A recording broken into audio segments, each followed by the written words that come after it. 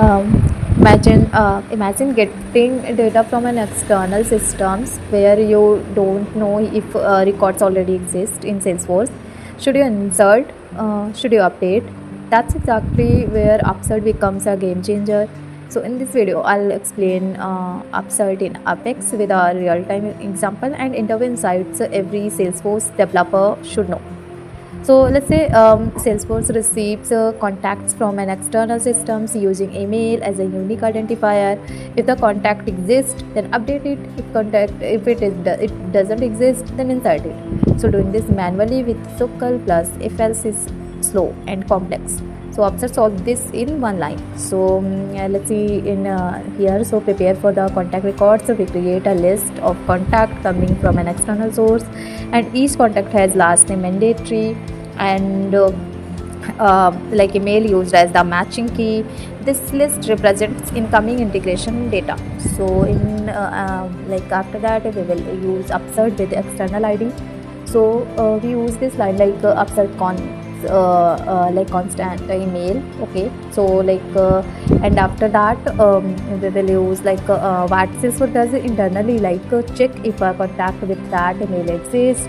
If yes, then update the records. If no, then insert a new records, all in one DML operation. So for this next step, debug confirmation, we log a message to confirm Upsert execution. So this is helpful for debugging, monitoring integration flows.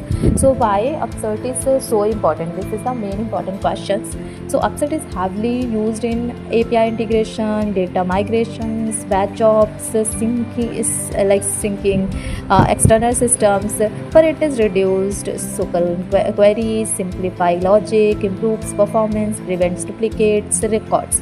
So this is all about DML Upsert. So you can see here when we are executing and debugging it, then you can see all the record according to like this code, like Upsert and deleted things, right? So for interview purposes, if there is some common interview questions which interviewer asks, like what is the Upsert, difference between insert and Upsert, can Upsert work without external ID, so why is important preferred in integration.